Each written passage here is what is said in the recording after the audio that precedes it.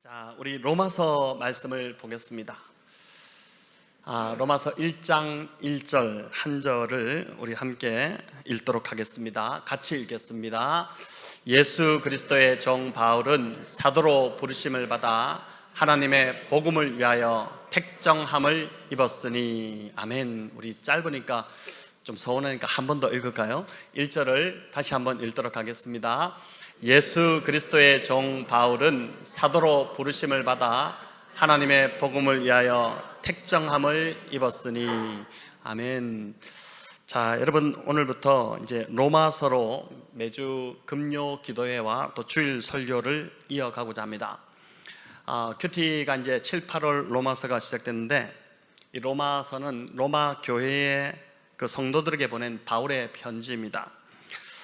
이 편지는 바울이 고린도에 있는 그 가이오 집에 머물 때에 쓴 것으로 그렇게 봅니다. 여러분, 고린도는 로마와 알렉산드리아에 이어서 당시 그 세계에서 세 번째로 큰 도시였습니다.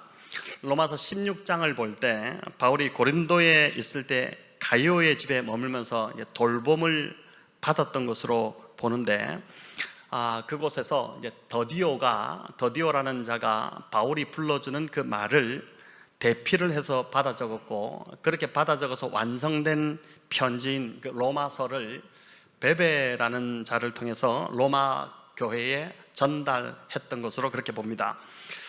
그래서 가장 먼저 로마서를 받아 읽었던 자들, 이 독자들은 이제 당연히 로마 교회 성도들이었을 것입니다. 하지만 로마서는 로마 교회 성도들뿐만 아니라 기독교 역사 2000년 동안 그리스도인들에게 가장 큰 영향을 주었던 말씀입니다.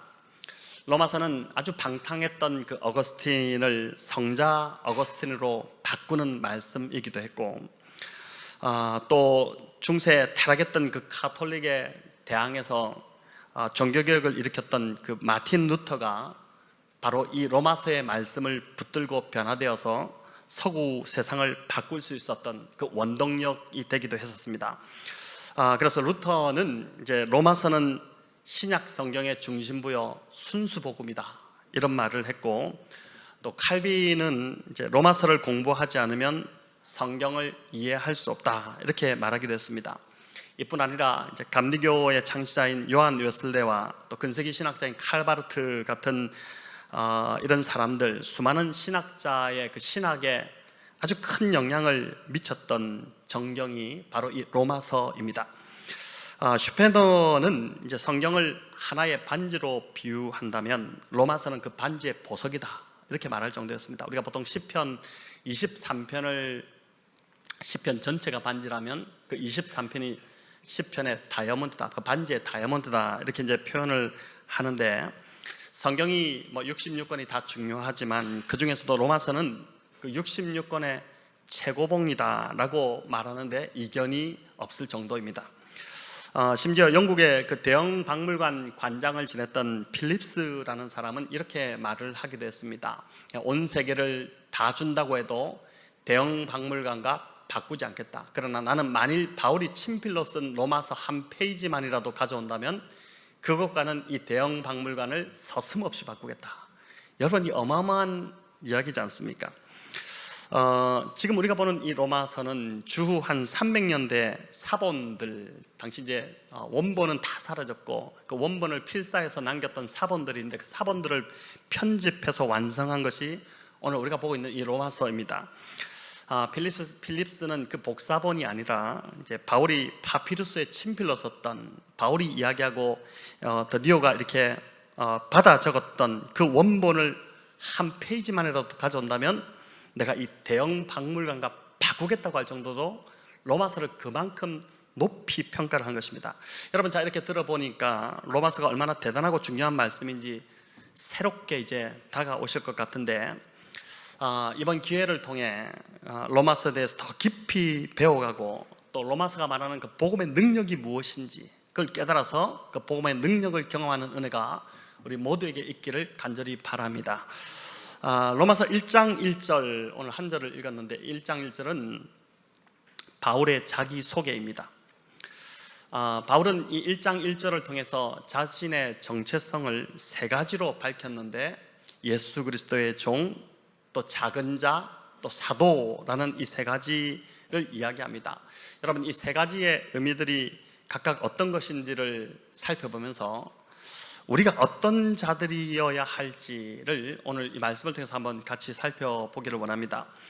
로마서는 바울이 이제 로마 교회에 보낸 편지인데, 사실 바울은 이 로마 교회 성도들과 일면식도 없는, 한 번도 보지 못한 그런 관계였습니다. 자, 이럴 경우 편지를 써보면서 보내서 이제 자신을 소개하는 것인데, 대개는 굉장히 좀 좋게 소개를 할 것입니다. 자신의 집안 자랑, 가진 것 자랑, 또 내가 이만큼 배웠다는 그 학력 자랑, 또 자식 자랑, 뭐 이런 것들, 우리 자랑할 것들 참 많지 않습니까? 근데 그런 것을 자랑하면서 자신이 대단한 사람이라는 것을 드러내려고 하지 않겠습니까? 여러분, 이력서를 많이 써보셔서 아시겠지만, 이력서는 대부분 자신을 더 나은 사람으로 포장을 합니다. 더 좋게 보이려고 하지, 자신을 평가절하하는 사람들은 거의 없습니다. 그렇지 않습니까? 하지만 바울은 이 로마 교회의 성도들에게 자신을 소개하면서 첫 번째로 자신은 예수 그리스도의 종이다, 둘로스다, 이렇게 표현했습니다. 여기서 말하는 종은 헬라어로 둘로스인데, 여러분 뭐 베둘로스호 뭐 이런 뭐 들어보셨겠지만, 둘로스는 노예라는 뜻입니다. 당시 로마 인구가 이제 120만 명 정도 되었다라고 하는데, 뭐 그때 고대 사회로서는 굉장히 많은 인구였죠. 그 중에 로마의 30에서 한 35%가 노예였다고 합니다. 대략 따져보니까 한 40만 명 정도가 로마에 사는 노예들이었습니다. 오늘날 노예 제도는 이제 뭐 사라지다 보니 노예의 그 비참함을 우리가 잘 우리 보지 못했기 때문에 실감을 못하겠지만은, 당시 노예는 기계나 부품에 불과했습니다. 철학자 소크라테스는 이렇게 이야기했죠. 세상에는 두 가지 도구가 있는데, 하나는 생명 없는 도구이고 하나는 생명 있는 도구다, 이렇게 했습니다. 노예를 인격으로 보지 않고 그저 도구 취급한 것입니다. 또 이제 이런 말도 있었습니다. 노예와 당나귀는 똑같다. 다만 노예는 말을 할 줄 알고 당나귀는 말을 하지 못할 뿐이다. 이런 말이 있을 정도로 당시 노예는 사람 취급, 인간 대접을 받지 못한 것입니다. 물론 노예도 차등이 있어서 비교적 자유가 주어진 그 집안을 관리하는 그런 노예도 있었고, 또 급여를 받는 종도 당시 문헌을 살펴보면 그런 종도 있었다고 합니다. 하지만 바울이 지금 표현하고 있는 그 헬라어 둘로스는 그 중에서도 그런 노예들 중에서도 가장 신분이 낮은 노예였습니다. 당시 노예 시장에서 이제 노예들이 반나체 상태로 단상 위에 이렇게 상품 전시되듯이 진열이 되어 있었는데, 이 둘로스 노예들은 그 가격이 새 한 마리 값도 못 되는 그런 가격이었다고 합니다. 참새 한 마리보다도 못한 존재가 바로 이런 노예였다는 것이죠. 그래서 마음에 드는 노예가 있으면 사람들이 밑에서 노예를 고르다가 주인이 이제 돈을 지불하고 그 노예를 집으로 데려가는 것입니다. 집으로 데려가면은 그 노예 귀에 보통 귀를 뚫어놨는데, 그 귀에다가 주인의 이름이 적힌 그 귀걸이를 이렇게 탁 달아주면, 그때부터 그 노예는 그 이름의 주인의 노예라는 것이 표시가 된 것입니다.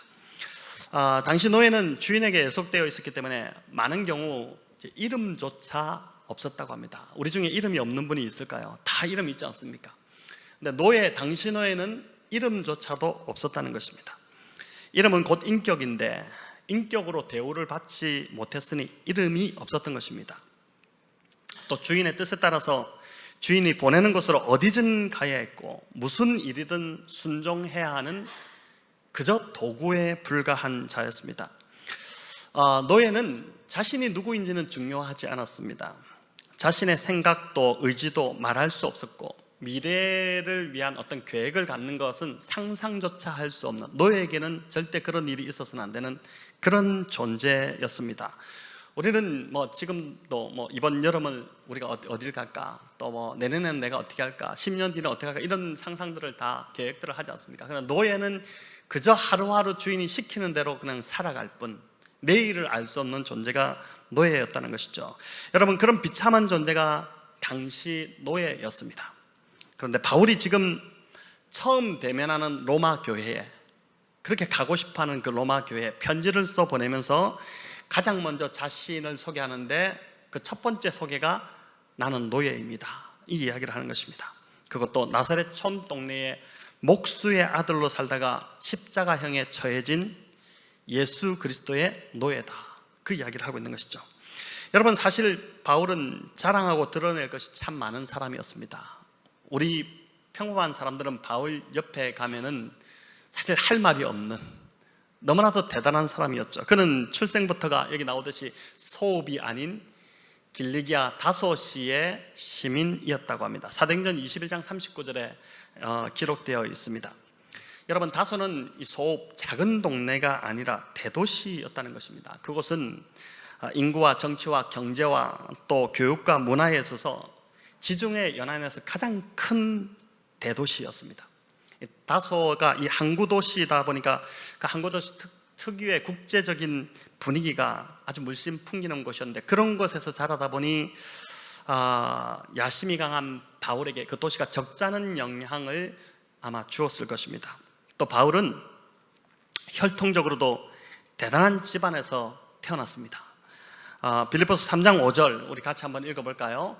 나는 8일 만에 할례를 받고 이스라엘 족속이요 베냐민 지파요 히브리인 중에 히브리인이요 율법으로는 바리새인이요. 그는 율법에 있어서 최고의 지성을 자랑하는 그 바리새파 소속이었고, 당대 최고의 학자였던 가말리엘 문화에서 엄격한 율법의 훈련을 받았던 자였습니다. 또 히브리인 중에 히브리인이요 베냐민 지파라고 하지 않습니까? 이 베냐민 지파는 이스라엘의 초대 왕 사울을 배출한 지파죠. 오늘로 말하면은 대통령을 배출한 집안, 그 집안의 사람이다. 대단히 좀 알아주지 않겠습니까? 그런 이제 자랑할 것이 많았다는 것입니다. 그럼에도 불구하고 바울은 그저 그 모든 것은 다 아무 언급도 하지 않고 나는 예수 그리스도의 종입니다, 이렇게 소개하기를 기뻐하고 있다는 것입니다. 자, 바울이 자신을 소개하는 두 번째, 첫 번째는 종이었다면 두 번째는 이제 작은 자라는 겁니다. 파울로스라는 단어인데, 여러분 헬라어로 파울로스인데 작은 자라는 뜻입니다. 예수님을 만나기 전 바울의 이름은 뭔지 아시죠? 예, 사울이었지 않습니까? 우리는 사울의 뜻을 이제 교만하고 큰 자다 이렇게 알고 있는데, 사실 이제 사울은 샬이라는 히브리어에서 나온 동사입니다. 그 뜻은 요청하다, 요구하다 이런 뜻을 담고 있고, 뭐 크다 이런 뜻은 없어요. 요청하다, 요구하다, 또 희망이라는 뜻을 담고 있습니다. 이스라엘의 초대 왕이 사울입니다. 바울이 사울 왕과 이제 같은 베냐민 지파였기 때문에 아마 그 부모가 아들의 이름을 사울로 지으면서 집안의 희망이 되기를 바랐을 수 있지 않겠습니까? 우리도 자식을 낳았을 때, 집안이 어릴 때 자식의 이름을 좀 크게 지어서 이 아들이 좀 우리 집안을 일으켰으면 좋겠다, 이런 바람으로 자식의 이름을 짓기도 하는데, 또 이스라엘의 옛 영화를 되찾는 그런 위인이 되기를 바라는 마음으로 아들의 이름을 초대 왕이었던 사울이라고 지었을 것입니다. 상처가 많은 사람일수록 이제 한이 맺힌 게 많다고 하지 않습니까? 못 먹고 산 것, 못 입고 산 것, 또 무시당한 것이 한이 되어서 반드시 무언가를 좀 이루어 보겠다고 성공에 매달립니다. 하지만 가치가 바르지 못하면 성공을 해도 자기 상처로, 이 상처가 해결되지 않다 보니까 자기 상처로 또 다른 사람을 상처 주기가 쉽습니다. 바울이 가말리엘 문화에서도 특출나게 공부를 하고 율법에 뛰어난 자가 돼서 막 대단한 성공을 거두고 출세를 했지만, 그 결론은, 성경에 나오는 그 결론은 하나님의 사람 스데반을 돌로 쳐 죽이는 것이었습니다. 목적이 잘못되었기 때문에 사울이 열심을 내면 낼수록 오히려 주변 사람들이 더 다치고 죽어 나갔던 것입니다. 예수님을 만난 이후 사울의 이름이 바울로 바뀝니다. 두 가지 이유를 생각할 수 있습니다. 첫 번째는 그가 이방인의 사도로 부름을 받았기 때문입니다. 사울은 히브리식 이름이고 바울은 헬라식, 로마식 이름입니다. 그러니까 사울은 히브리식 유대인들의 이름이고, 또 이 바울은 이제 그 당시 헬라세계 로마식 이름이 바로 바울입니다. 미국에 이제 이민을 가서 사시는 분들 보면 미국식 이름을 하나씩 이제 다 지어서 가지고 있습니다. 미국 사람들을 상대하고 미국에 살아야 되기 때문에 한국 이름으로 발음하면 발음이 잘 상대가 하기 힘들기 때문에 미국 사람에게 맞춰서 이름을 하나씩 이제 그렇게 만드는 것이죠. 바울이 로마 선교를 감당해야 할 자였기 때문에 이방인의 그 눈높이에 맞춰서 자신의 이름을 로마식으로 바울이라고 바꾼 것입니다. 또 하나는 이 바울이라는 이름에 담긴 작은 자라는 뜻을 바울이 굉장히 좀 선호한 것 같습니다. 바울은 영어로 하면 뭡니까? 폴이죠. 폴이고 또 헬라어로 파울로스인데 이 파울로스의 어근이 파우어라는 단어입니다. 여러분, 이 파우어가 어떤 뜻이 담겼냐면은 포기하다는 뜻이 담겼어요. 참 재밌지 않습니까? 그는 대단히 화려하고 뛰어나고 잘 나가는 자였지만 예수님을 만난 이후에 자신이 가진 모든 것을 무엇으로 여겼다 했습니까? 배설물로 여겼다 그랬죠. 아무 의미 없는 배설물로 여기고 기꺼이 포기했습니다. 그러니까 그 삶이 그 이름에 고스란히 담겨 있는 것 같아요. 폴, 바울, 모든 것을 포기한 자, 작은 자. 그래서 바울은 아마 자신의 이름이 무척 마음에 들었을 것입니다. 우리 이름이 어떻게 마음에 다 드시나요? 자신의 이름이 마음에 드십니까? 저도 제 이름이 참 저는 마음에 드는데 어떤 분들은 뭐 이름이 마음에 들지 않아서 이름을 바꾸시기도 하고, 또 이름이 좀 특별하신 분들 있죠. 우리 주간 장로님 처음에 오셨을 때 이름이 그냥 확 기억이 되는 이름이 참 좋은 이름, 이제 한자를 보니까 참 좋은 이름이신데, 또 이렇게 그래서 이제 바울은 에베소 교회에 보내는 편지에도 자신을 뭐라고 하냐면은 나는 작은 자다 이렇게 소개를 합니다. 우리 에베소서 3장 8절 같이 읽어볼까요? 모든 성도 중에 지극히 작은 자보다 더 작은 나에게 이 은혜를 주신 것은 측량할 수 없는 그리스도의 풍성함을 이방인에게 전하게 하시고.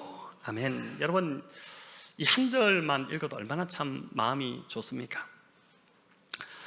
이처럼 바울은 참 화려한 이력을 가진 자였지만 바울의 이력을 따라갈 자가 오늘날도 과연 있을까 싶을 정도로 대단한 이력을 가진 자였지만 회심 후에 그 모든 것을 다 무익하게 여기고 해로운 배설물로 여기고 오직 예수 그리스도만을 전하고 그분만을 드러내기 원하는 자로 그 삶이 완전히 바뀌게 되었습니다. 죄성을 가진 인간은, 우리들은 어떻습니까? 자꾸만 자신을 드러내려고 하고 자기가 큰 자가 되고 싶어하고 자신의 존재를 알리려고 합니다. 그러나 오늘 바울이 우리에게 주는 그 교훈은 그리스도인의 모습, 그리스도인이라면 모든 성도 중에 지극히 작은 자보다 더 작은 자가 되어야 한다는 것입니다. 모든 성도 중에 지극히 작은 자, 그 사람도 작은데 그 지극히 작은 자보다 더 작은 자, 그게 바로 그리스도인이다. 이걸 우리에게 알려주는 것이죠. 저희 교회 성도님들은 이제 앞으로도 계속, 또 앞으로 저희 교회에 들어오실 성도님들, 계신 성도님들이 잘해야지 뒤에 들어오실 성도님들도 그걸 보고 따라오지 않겠습니까? 우리 성도님들은 높아지고 드러나고 주목받고 자꾸 크게 되는 자들이 아니라 점점 더 옅어지고 희미해지고 작아지고 또 낮아지는 그런 성도님들 다 되시기를 바랍니다. 그렇게 할 때 비로소 우리가 그렇게 돼야 되는 이유는 우리가 그렇게 돼야지 우리 안에서 예수님이 드러나게 되는 것이죠. 우리가 다 드러나는데 어떻게 예수님이, 우리 안에 계신 예수님이 드러날 수 있겠습니까? 우리가 그렇게 다 없어지고 사라지고 우리가 희미해지고 우리가 옅어지고 점점 더 그 사람이 있는지 없는지 존재조차도 잘 없어지고 이렇게 돼야지 나를 통해서 예수님이 드러나시고 예수님을 우리가 높이고 자랑할 수 있게 되는 것입니다. 바울이 밝히는 자신의 정체성 세 번째는 사도입니다. 아포스톨로스라는 단어인데 아마 많이들 들어보셨을 것입니다. 여러분, 이 사도는 기독교에서만 사용되는 독특한 용어입니다.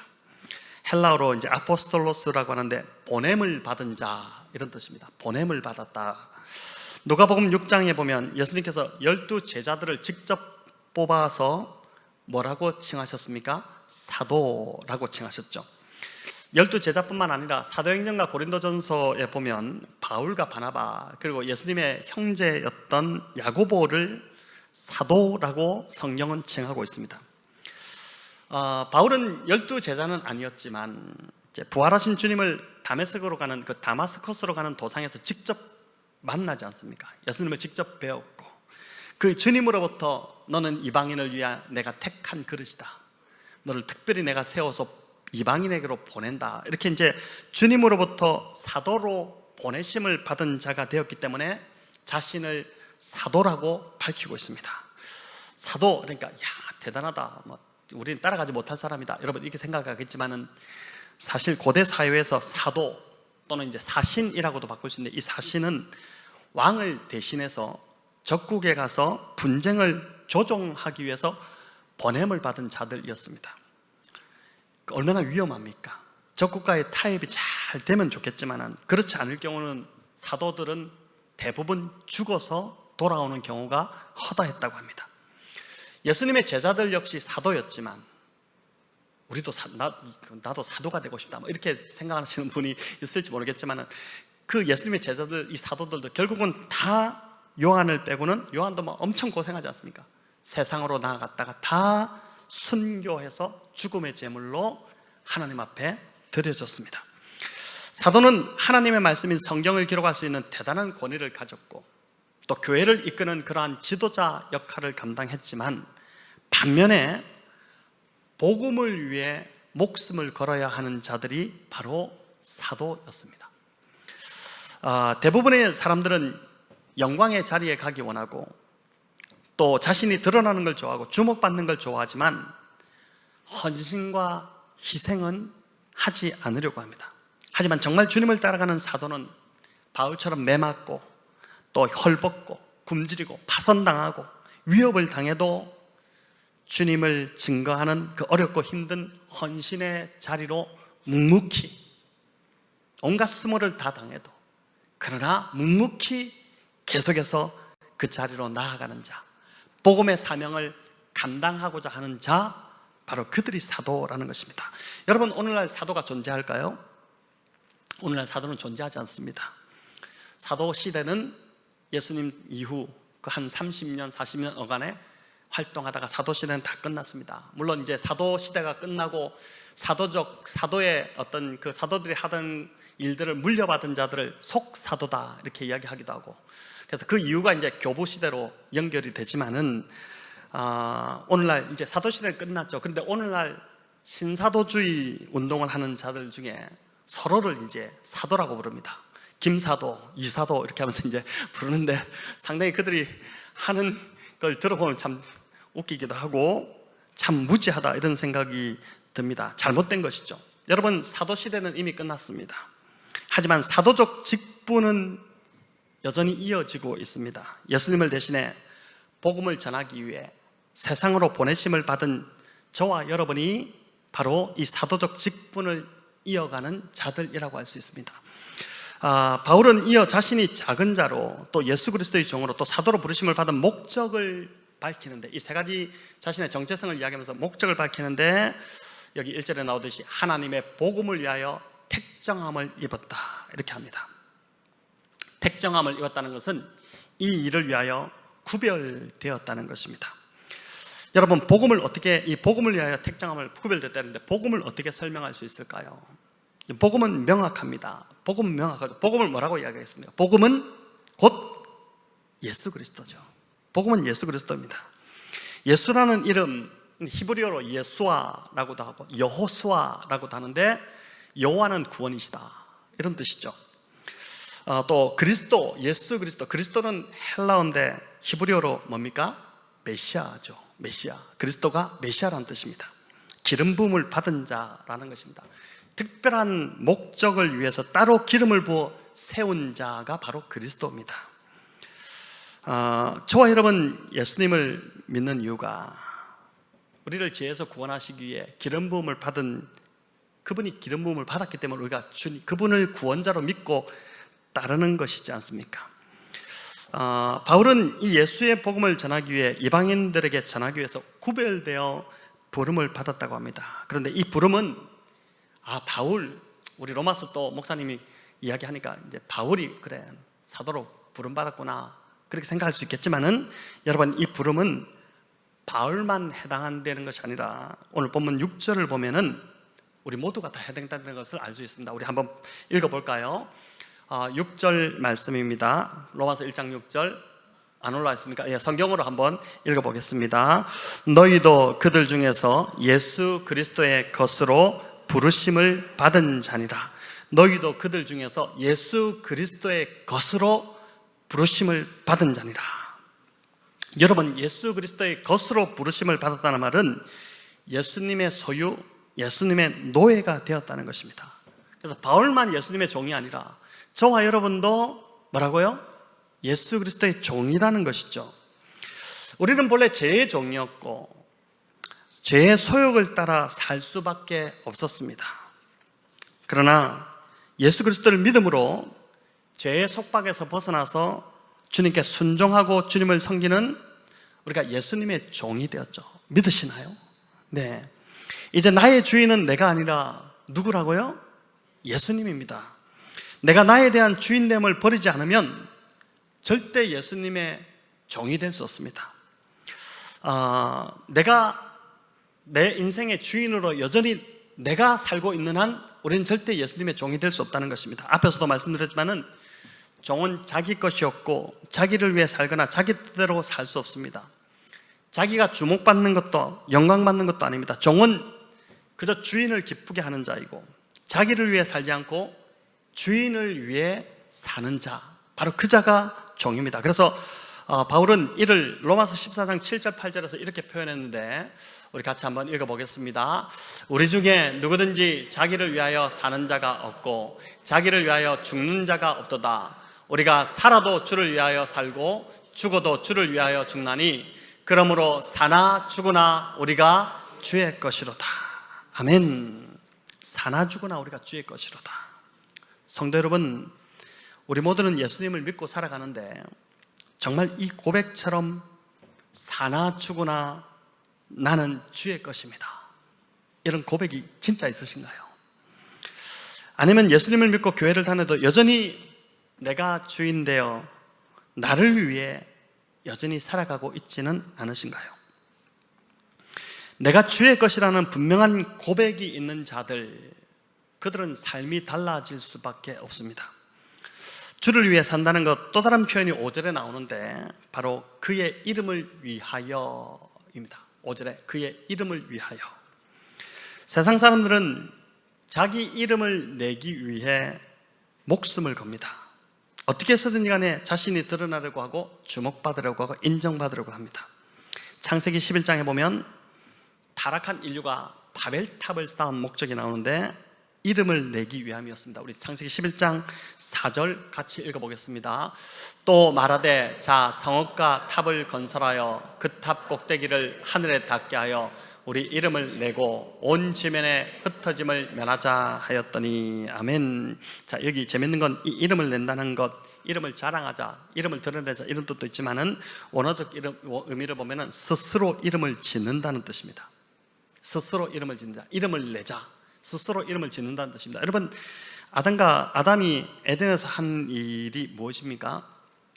동물의 그 짐승들의 이름을 지어주는 것이었죠. 하나님께서 왜 아담에게 이 일을 시키셨을까요? 하나님이 하기 귀찮으니까, 이 동물이 너무 많다, 이름을 지으니까 진짜 귀찮다, 야 사람 하나 만들었으니까 너 일로 와, 네가 지어, 이렇게 해서 아담에게 이름을 지으라고 했을까요? 아닙니다. 여러분, 이름을 짓는다는 것은 그 대상에 대한 주권과 지배권을 가진다는 의미입니다. 자녀의 이름을 누가 짓나요? 옆집 아저씨가 짓나요? 아니죠. 조부모나 보통은 부모가 이름을 짓습니다. 자녀에 대한 주권이 부모에게 있기 때문입니다. 아담이 하나님을 대신한 대리 통치자였기 때문에 하나님은 아담에게 동물들의 이름을 짓게 함으로 그 모든 동물들의 주권과 지배권이 아담에게 있도록 하시려고 했던 것입니다. 자, 그런데 니무롯을 포함한, 이 니무롯이 얼마나 잘 나가는 세상 사람이었습니까? 니무롯을 포함한 인간들은 탑을 쌓으면서 우리가 이름을 내자, 즉 스스로 이름을 짓자, 이렇게 함으로 하나님을 대적하여 스스로 땅의 지배자와 주권자로 살기로 결정을 한 것입니다. 이제 하나님 도움 따위는 필요 없다는 것입니다.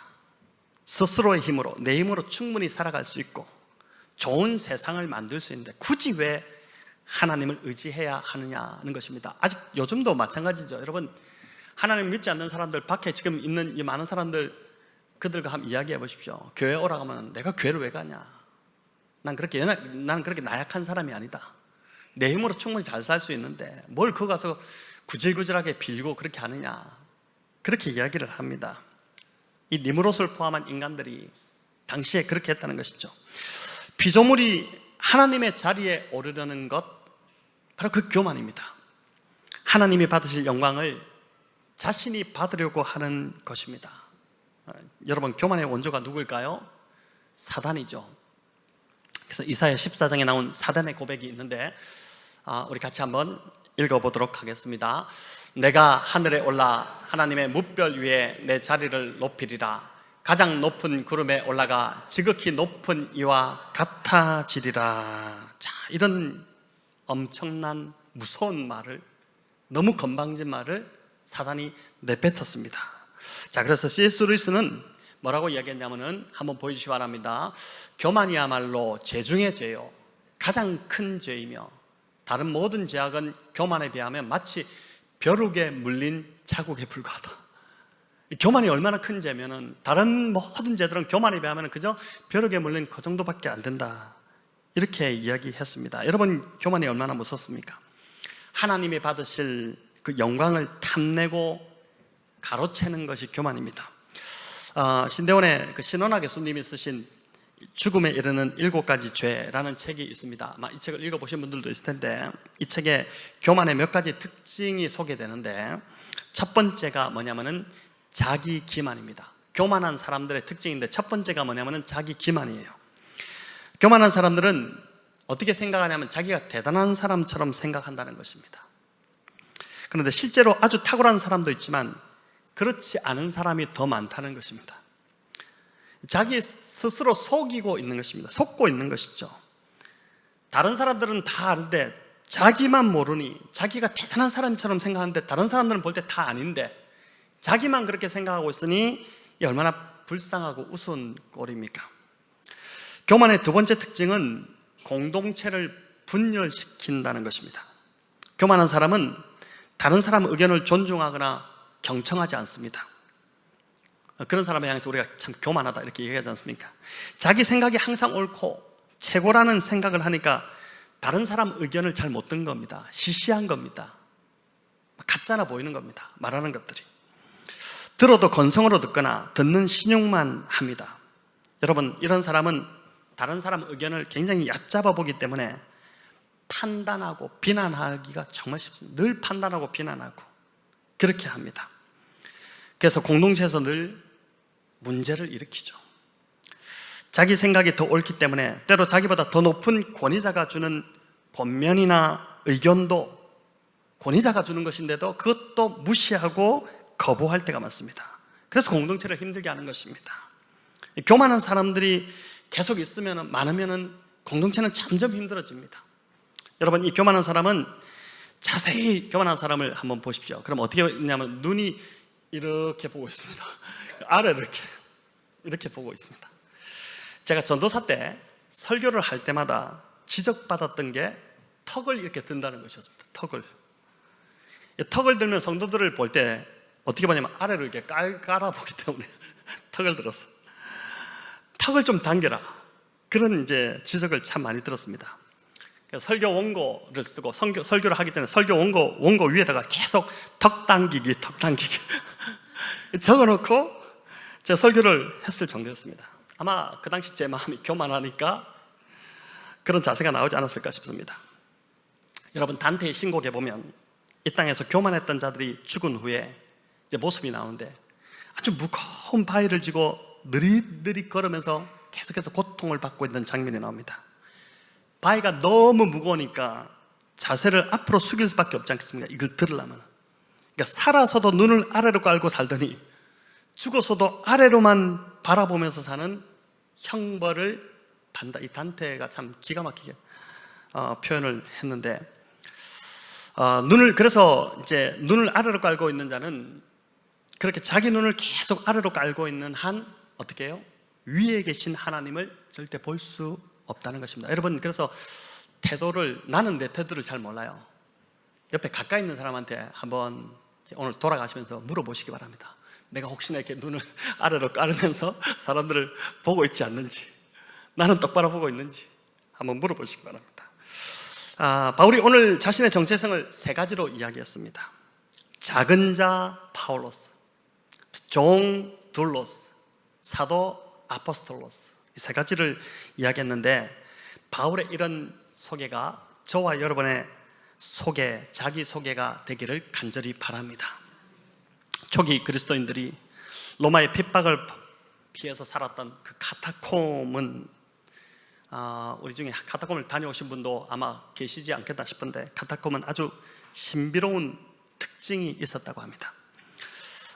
설교를 준비하면서도 자료를 살펴보다가 저도 처음 알게 된 사실인데, 이 카타콤이 있는 곳의 토양이 아주 부드러운 응해암으로 되어 있어서 쉽게 파낼 수 있지만은, 일단 파내고 난 후에 그 흙이 공기에 노출이 되면 즉시 막 딱딱해져서 수백 년이 지나도 견고하게 견딜 수 있는 그런 흙이었답니다. 이 참 하나님의 놀라운 섭리이지 않습니까? 더 신기한 것은 이 흙이 시체에 썩는 냄새까지 다 이렇게 흡수를 했다는 것입니다. 이런 기가 막힌 하나님의 섭리로 300년 동안, 거의 300년 정도 카타콤이 유지가 됐거든요. 그 300년 동안 600만 명의 사람들이 이 카타콤 안에서 죽고 시신으로 묻혔는데도 그리스도인들이 발각되지 않고 또 그리스도인들이 살 수 있었다는 것입니다. 카타콤에서 발견된 그 시신 중에 아주 특별한 시신이 한 구 있었습니다. 세실리아라는 이름을 가진 로마 귀족, 여성 귀족이었는데, 그녀가 복음을 듣고 이런 근거들을 찾아냈겠죠. 그녀가 복음을 듣고 예수님을 믿은 후에 남편을 전도한 것입니다. 그래서 부부가 헌신되어서 그리스도인으로 열심히 신앙생활하는데, 그 로마 황제 숭배 사상 이런 박해가 대단히 심했을 때에 아울렐리우스 황제, 이제 대략 한 120년, 140년경에 통치했던, 로마를 통치했던 황제입니다. 그때 붙잡혀서 순교를 한 것입니다. 아주 끔찍하게 순교를 했는데 그녀의 시신이 카타콤에 묻혔다는 것입니다. 근데 2000년이 지나서 시신이 발굴되었을 때 놀랍게도 이 시신이 썩지 않은 상태로 이제 그대로 좀 보존이 되고 있었고, 정말 특이했던 점은 그 손가락 이 셋을 하늘을 향해서 이렇게 하늘을 향한 채 죽어 있었다는 것입니다. 시신 누워있는데 이 손가락 세 개가 하늘을 향한 채 죽어 있었다는 것이죠. 하늘을 향한 채 이 손가락 셋이 과연 뭘까? 한 분이 이것을 해석했는데 제가 그게 맞겠다 싶었습니다. 뭐냐면은 세 가지. 첫 번째는 나는 못난 자, 나는 작은 자, 나는 못난 자, 그게 첫 번째고, 두 번째 나는 예수 그리스도의 종, 그리고 나는 구원을 위해 우리 집안에 보낸 사도다. 그러니까 작은 자, 종, 사도, 이 세 가지를 고백하면서 이 사람이 그렇게 죽어갔다는 것입니다. 여러분, 이 여인이 분명 로마서를 사랑했을 것입니다. 그렇지 않았겠습니까?